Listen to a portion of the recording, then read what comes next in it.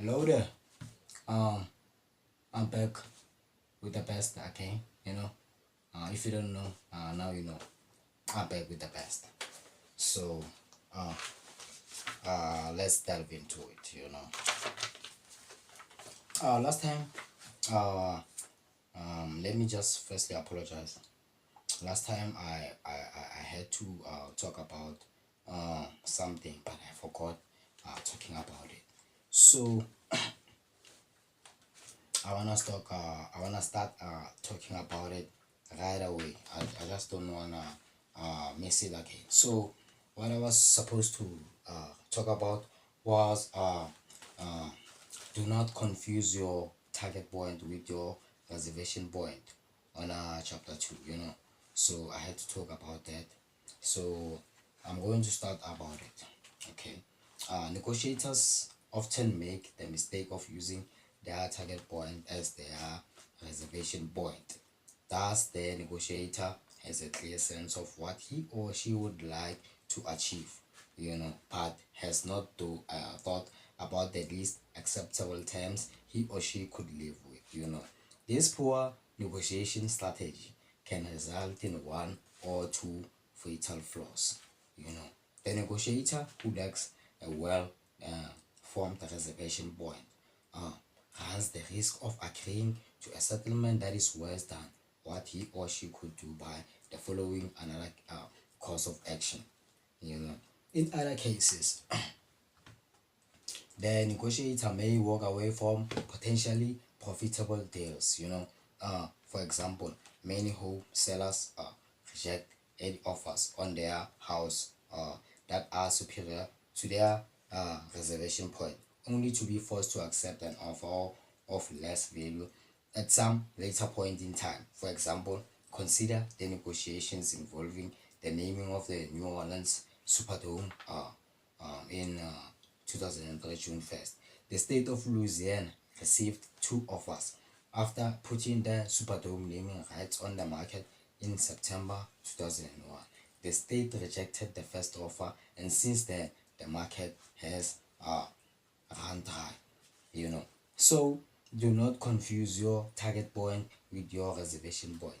I had to talk about it, so that's why I apologized about not talking about it, because of I said in a video before, I said when I come back I'm going to talk about do not confuse your target point with your reservation point, but I did not, I forgot, but no problem with that. So okay, last time I ended up on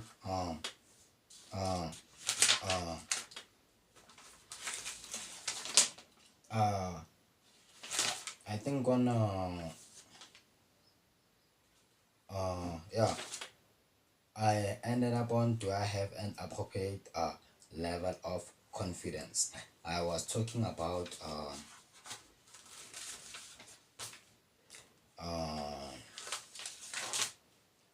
I was talking about a strategic risk. I was talking about the partner risk, the partner, not the partner. I know YouTube writes partner there, but it is the partner, PATNA, yeah, risk. I talked about contractual risk.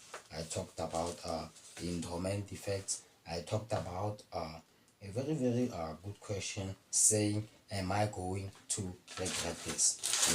I talked about the violation of the sure thing principle. I talked about, do I have an appropriate level of confidence?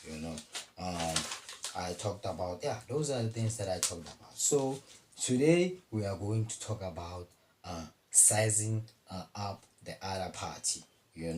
uh, yeah, we are going to talk about it. So let's delve into it. Let's not waste time. So it says, once the negotiator has gone through the preparation procedure for evaluating what he or she wants in a negotiation situation, it is time to think about the other party or parties. Who are the other parties? That is the question. Who are the other parties? It is always important to identify who are the players in a negotiation. A party is a person or a group of people with common interest. People with the same desires. Who act in accord with his or her preference. Parties are readily identified when they are physically present, but often the most important parties are not present at the negotiation table. Such parties are known as the hidden table. You know, uh, uh, uh, Friedman in 1992 said when more parties are involved, in the negotiation, the situation becomes a team or multi-party negotiation. Okay, and the dynamics change. Considerably. A variety of issues crop up as more parties enter the bargaining room. For example, with more than two parties, coalitions, may develop, and teams of negotiators may form during that, you know, uh, team or multi-party coalitions, uh, uh, yeah, two team and multi-party negotiations, are so important that we devote an entire chapter to them in this book. They say that in chapter 9, sometimes it is obvious who the other parties are and they have a legitimate place at the table. However, in other situations, all right, the other parties may not be obvious at all, and their legitimacy at the table may be questionable. It says the negotiator should take the time to carefully ascertain who the parties are. Sometimes the power of the most important and influential parties comes in part, from being away from the table. you know yeah, so you must understand who are the other parties. It says, are the parties monolithic? There is the question. Are the parties monolithic? Monolithic, right, refers to whether parties on the same side of the table are in agreement with one another concerning their interest in the negotiation. Although it would make sense for parties on the same side to be of one voice, often they are not. Frequently the parties are composed of people who are on the same side but have differing values, beliefs and preferences. For example, as twin vice chairman of Toys US Michael Goldstein and that is my mama.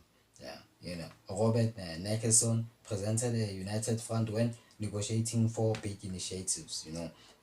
They made many important decisions jointly. However, their styles were not the same. Okay, over time, their interests and styles clashed greatly. Leading Robert Nicholson to ask Michael Constant to stop attending the all-important top management Monday noontime meetings. Sometime later, Michael asked Robert to resign. You know. So the questions are the parties monolithic? So the issues mix. As we noted earlier, a negotiator takes the time to fractionate a single issue negotiation into multiple issues. However, the other party may have different set of issues that they have identified. The two parties then are in sense talking apples and oranges. Once they come to the negotiation table. Other interest and position.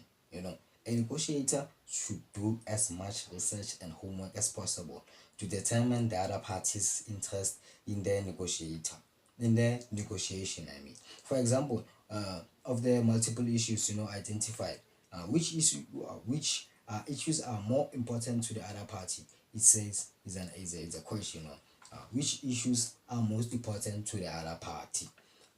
What alternatives are most preferable to the other party? Those are the types of questions that you must have when doing research and homework to determine the other party's interest in a negotiation. So it says other negotiators partners. Probably the most important piece of information a negotiator can have in a negotiation is the partner of the other party. Unfortunately, unless you are negotiating with an extremely naive negotiator, it is unlikely that opponent will reveal their partners. They will reveal their partners, you know. However, a negotiator can and should do research about the other party's partner before negotiating, you know. Most negotiators severely undersearch their opponent's partner, you know. For example, most people when purchasing cars, they like making examples of purchasing a car because of it is a very good example when it comes to negotiation, you know. So it says when purchasing cars, we have access to a world of or uh, when purchasing cars, right, have access to a wealth of information about dealers cost, you know. However, they do not access this information prior to negotiation with the car salesperson.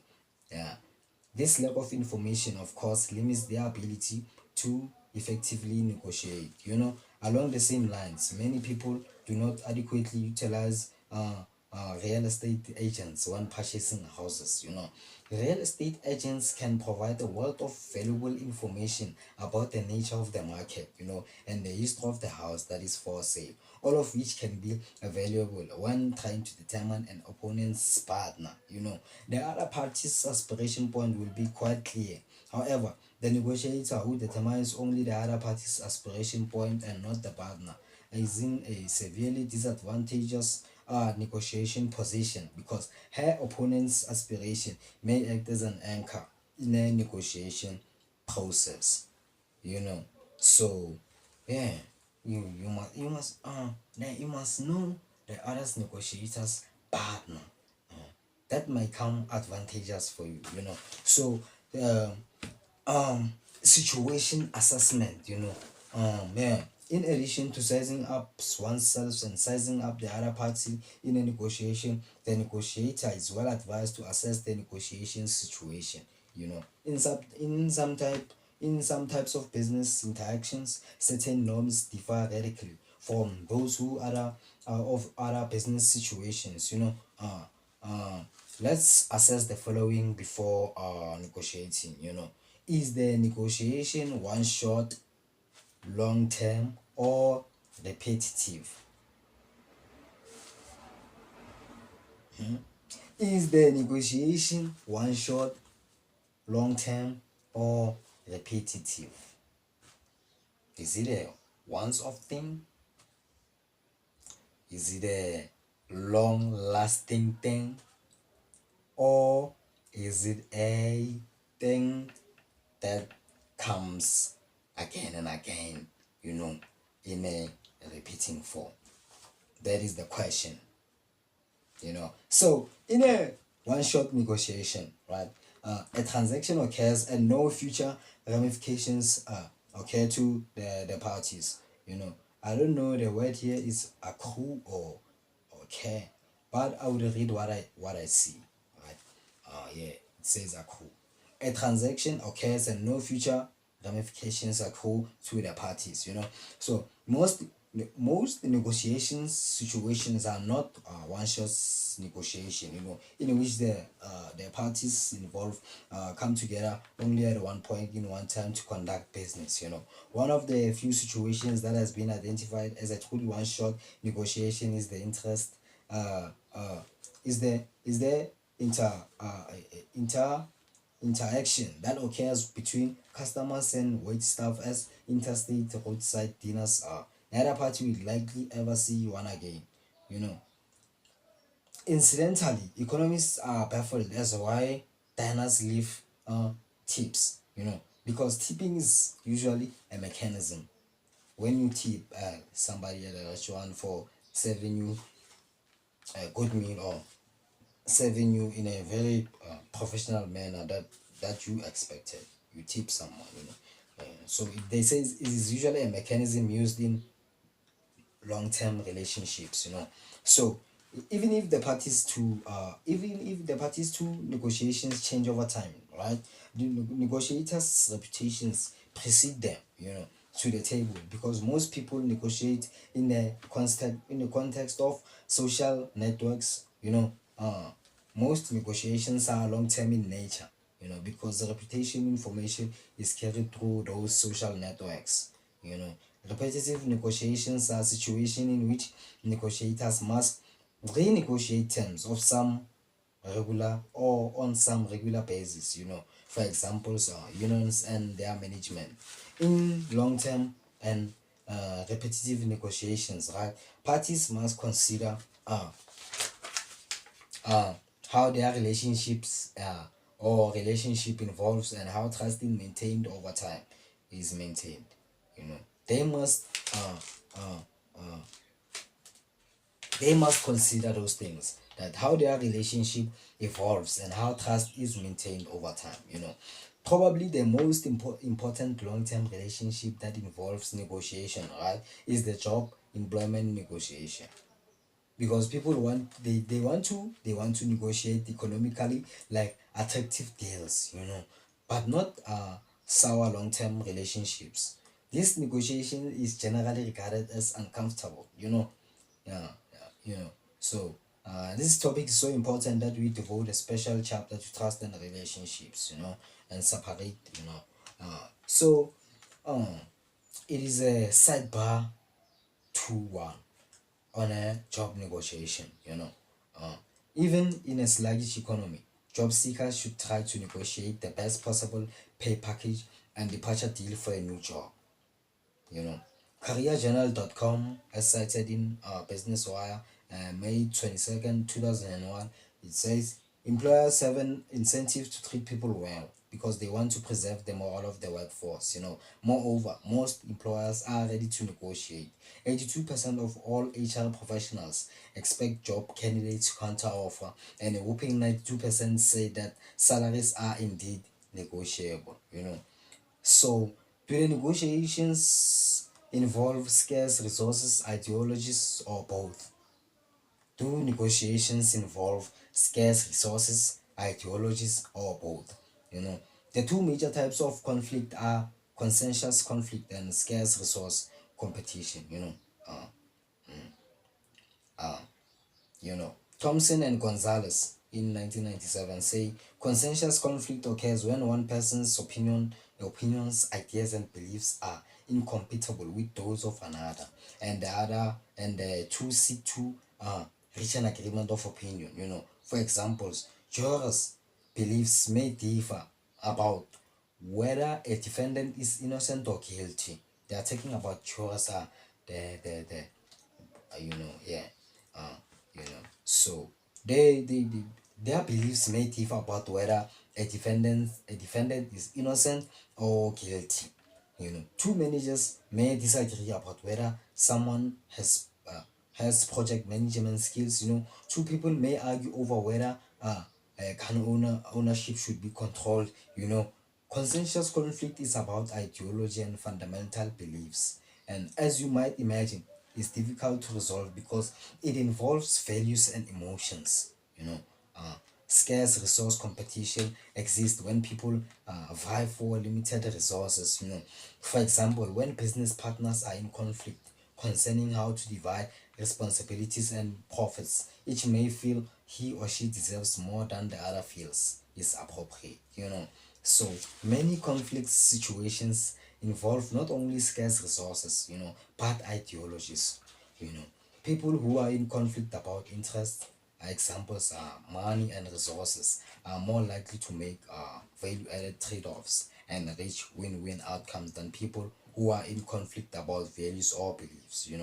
Uh, you know, for example, the Israel-Palestinian conflict involves the allocation of land and scarce resource, but stems from fundamentally different religious beliefs and ideologies. So it says, is the negotiation one of necessity or opportunity? In many cases, we must negotiate to meet our needs. In other situations, negotiations are more of a luxury or an opportunity. You know, as an example, consider a couple selling their house because they have been transferred to a different location. They must negotiate a contract on their house. Even if they have an attractive partner, they eventually must negotiate with someone to achieve their needs. In contrast, a person who is interested in enhancing her salary and benefits might want to improve her employment situation. You know, no processing need to negotiate exists. Rather, negotiation is initiated for opportunistic reasons. Consider how the CEO of United Jim Godwin avoided a negotiation of necessity, negotiation with his pilot unions, and instead focused on a negotiation of opportunity, a possible acquisition of US Airways. The problem for Godwin was that his failure to focus on the negotiation of necessity led to serious problems. You know, many people avoid negotiations as of opportunity. They avoid negotiations of opportunity because they feel that they lack skills. Indeed, having confidence is oneself as a negotiator, is important for success. Some people are comfortable with negotiations to the point that they are always involved in them. You know, consider, for example, deal maker extraordinaire E.D. Lampert. In 2003, he was the second largest stockholder in shares in Sears. SEARS. He sold $1.5 million in shares of stock after Sears disclosed its intention to sell the credit unit. In the following quarter, he bought back $1 million in shares. You know, in the negotiation, an exchange or dispute situation. In the negotiation, an exchange or dispute situation. In the typical negotiation, right? Parties come together to attempt the exchange or to exchange resources. In the classic example, a buyer sees greater value in a seller's goods than the seller wants for them. An exchange takes place, money is paid for all services. In other situations, negotiation take place because a claim has been made by one party and has been rejected by the other party. These aspects characterize a dispute situation.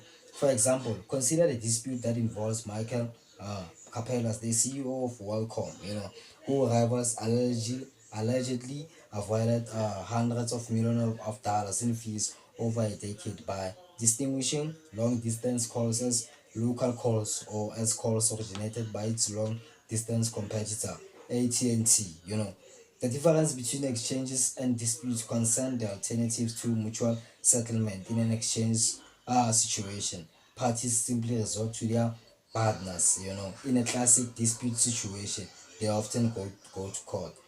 um okay, guys, I have to end here, but I wish to continue. um there's a reason why I want to end here because of it's been quiet all along since I started recording, right? All of a sudden there's noise. There's noise now. I don't like noise. You'll understand me when time goes, but I don't like noise. So I just want to end this right now. So thanks for your time. Thanks for watching. Keep on watching. You gain at least, you gain something. Yeah, yeah. You're not listening for no reason. There are one or two things that you learn. If you are not learning, then you are not listening. So let's meet once again. I'll see you once again. So cheers.